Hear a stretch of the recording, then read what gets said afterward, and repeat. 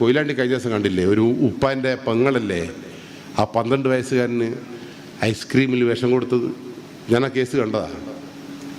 ആ ചെക്കൻ പറഞ്ഞ് ഈ ഐസ്ക്രീമിന് എന്തോ ടേസ്റ്റ് വ്യത്യാസം ഉണ്ടല്ലോ ഉമ്മ എന്ന് പറഞ്ഞപ്പോൾ ഈ ചെക്കൻ പെങ്ങളെ ഉമ്മ എന്നാ വിളിക്കുക. ഉമ്മ പറഞ്ഞ് വേഗം തിന്നോ, ഉരുകിപ്പോയോണ്ട് എനിക്ക് തോന്നിയാന്ന്. ആ ഉമ്മയെ വിശ്വസിച്ചിട്ടല്ലേ ആ ചെക്കനത് തിന്നൊന്ന് ആലോചിച്ചു. അത് നോക്കിയിരിക്കുക ഈ പെണ്ണുങ്ങൾ. എന്തൊരു മൃഗീയതയാണ്. അവസാനം ആ ചക്കൻ മരിക്കുന്നൊരു രംഗമുണ്ട്. 2 പ്രാവശ്യം വയറ് കഴുകിയിട്ടും രാത്രി 12-1 മണിയാകുമ്പോഴേക്കും അവൻ്റെ ആമാശം പൊട്ടിപ്പോയി ഈ എലിവിഷത്തിൻ്റെ ശക്തി കൊണ്ട്. ആ പൊട്ടുമ്പോൾ ഓനോൻ്റെ ബാപ്പയോട് പറഞ്ഞൊരു വാക്കുണ്ട്, എന്നൊന്ന് കെട്ടിപ്പിടിക്ക് ബാപ്പ.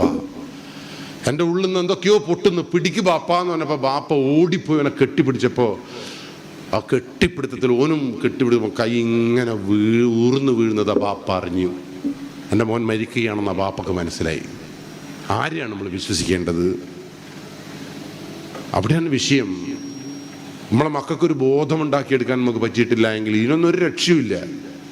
ഞങ്ങൾ CCTV നോക്കുമ്പോൾ ഈ ചെക്കൻ ഇങ്ങനെ സൈക്കിളുമ്പോൾ ഓടിച്ച് കളിക്കുന്നു.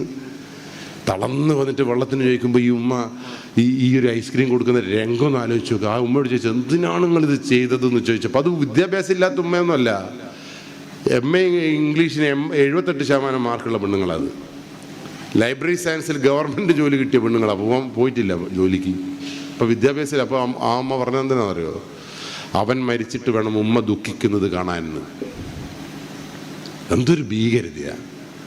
അതുകൊണ്ട് സൂക്ഷിക്കണം. നമ്മളെ മക്കളെ ഈ ലോകത്ത് ജീവിപ്പിക്കാൻ നിങ്ങൾ പഠിപ്പിക്കണം.